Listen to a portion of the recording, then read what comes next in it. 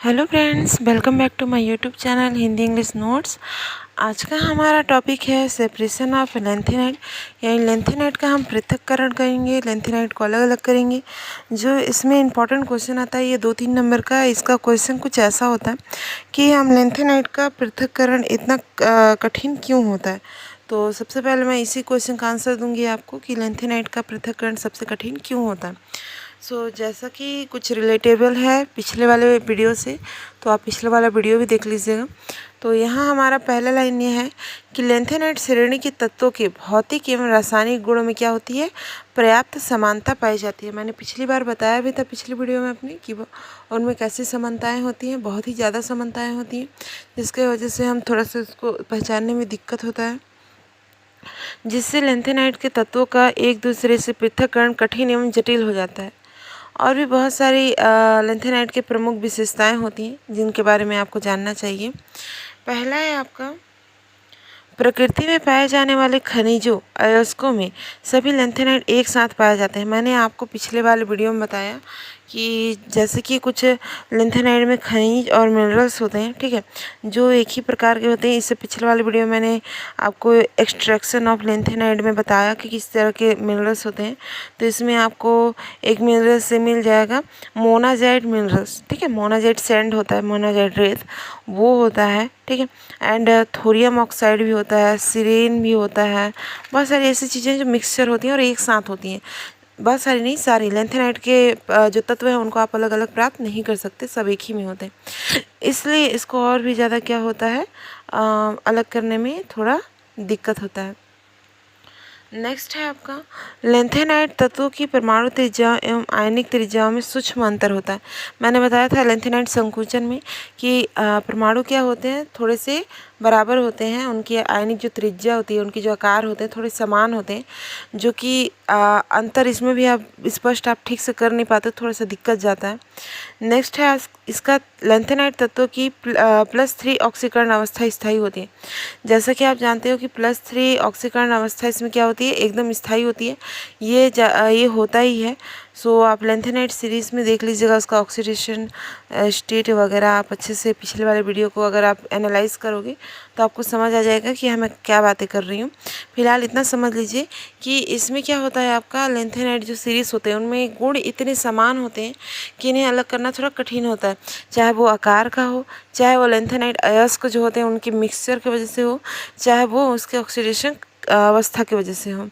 तो इसको अलग करने का एक तरीका है आयन विनिमय विधि, आयन एक्सचेंज मेथड बोला जाता है इसको।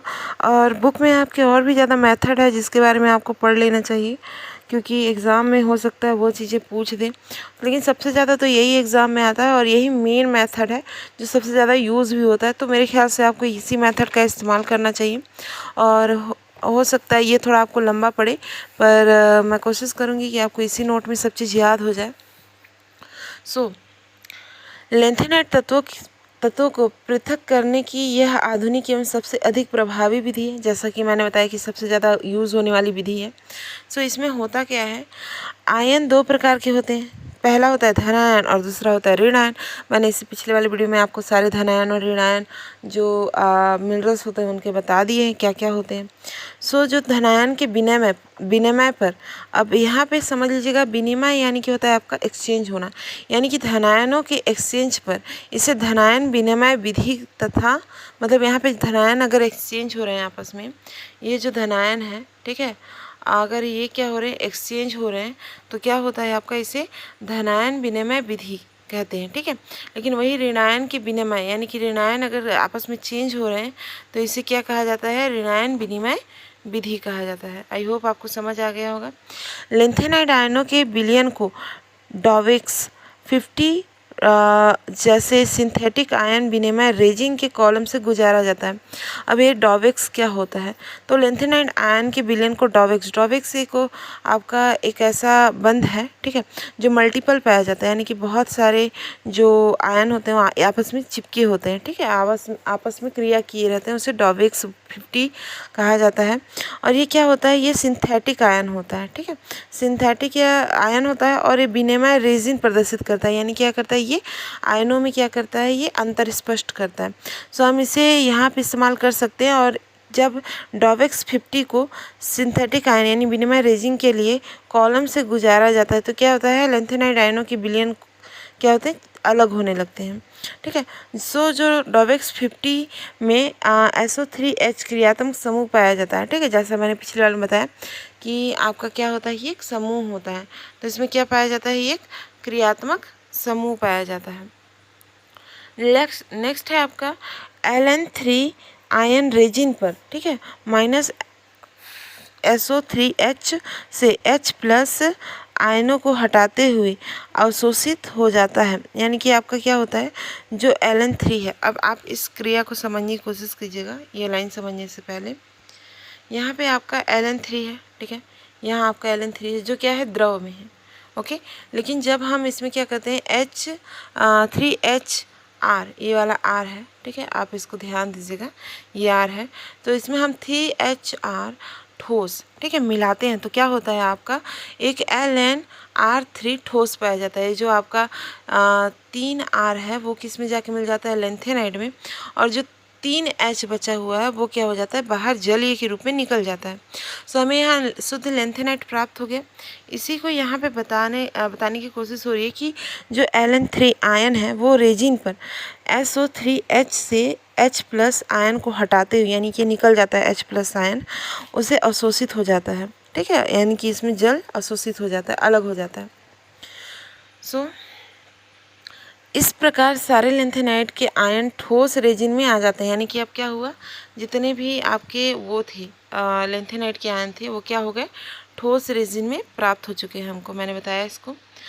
अब रेजिन को आयनों को अमोनिया साइट्रिक अम्ल द्वारा क्या लेंगे, इल्यूट करके निकालते हैं। यानी कि अब इल्यूट करेंगे किससे, अमोनिया साइट्रेट या और साइट्रिक अम्ल के द्वारा। ठीक है, तो यहाँ पर रिएक्शन बनता है, आप देख सकते हो, Ln रेजिन 3। ठीक है, हमने यहाँ पे Ln रेजिन 3 लिया, ठीक है, उसको NH4 के साथ क्या किया, NH4+ के साथ मिलाया। ठीक है, अमोनिया साइट्रेट के साथ क्या किया, हमने मिलाया, तो हमें क्या प्राप्त हुआ, NH4R प्राप्त हुआ, और क्या हुआ, Ln3+।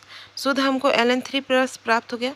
अब इस Ln3+ को हम क्या करेंगे, सिट्रेट आयन, यहाँ पे मैंने बताया क्या करना है इसको, आपके सिट्रेट अम्ल में, तो सिट्रेट आयन इसमें हम क्या करेंगे, मिक्स करेंगे, तो हमको Ln सिट्रेट संकुल यानी लैंथेनम सिट्रेट संकुल हमको प्राप्त हो गया।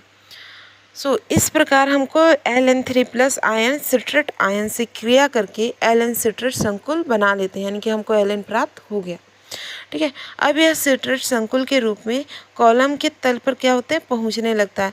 जो हमने पिछली बार कॉलम बनाया था 50 डॉवेक्स 50 से, याद है, तो हमने इसको कॉलम से गुजारा था, तो इसी तरह यहाँ पे सिट्रेट संकुल के रूप में कॉलम के तल तक क्या होता है, पहुँचने लगता है। सो कॉलम के तल में आने वाले जो विलयन होते हैं, ठीक है, को क्या करते हैं, ऑटोमेटिक फ्रैक्शन कलेक्टर द्वारा इकट्ठा कर लिया जाता है। यानी कि इसको क्या किया जाता है, जो ऑटोमेटिक फ्रैक्शन कलेक्टर के द्वारा क्या किया जाता है, इसको इकट्ठा कर लिया जाता है। ठीक है, यानी जो भी हमारे मिनरल्स हैं उसको इस प्रकार व्यक्तिगत तत्वों का पृथक्करण किया जाता है। यानी कि अब क्या होगा, जो ये ऑटोमेटिक फ्रैक्शन हुआ है, ठीक है, ऑटोमेटिक फ्रैक्शन द्वारा जो कलेक्शन हुआ है उसको क्या करेंगे, अब व्यक्तिगत तत्व, यानी कि हमको जो तत्व चाहिए उसको क्या करेंगे, अलग कर लेंगे। ओके, यहाँ पे क्या कर लेंगे, हम अलग कर लेंगे जो तत्व हमको चाहिए। सो आई होप फ्रेंड्स आपको ये वीडियो मेरा पसंद आया होगा। आपको इसी तरीके से नॉलेजेबल जो वीडियो चाहिए होगा तो प्लीज़ मेरे चैनल को सब्सक्राइब कर लीजिएगा। अच्छा लगा होगा तो लाइक कर लीजिएगा। एंड आपको अगर इसका इंग्लिश नोट चाहिए तो मेरे जो इंग्लिश PDF जो प्लेलिस्ट है उसमें जा कर के आप ज़रूर चेक कीजिएगा। उसमें आपको इंग्लिश मीडियम का नोट इसका प्राप्त हो जाएगा। और अगर आपको PDF चाहिए तो इसका डिस्क्रिप्शन में मैंने PDF ऑलरेडी अपलोड कर दिया है, सो आप जा कर के वहाँ भी चेक कर लीजिएगा। आई होप कि आपको मेरा टॉपिक समझ आया होगा। Thank you for watching my video. मिलते हैं नेक्स्ट वीडियो में।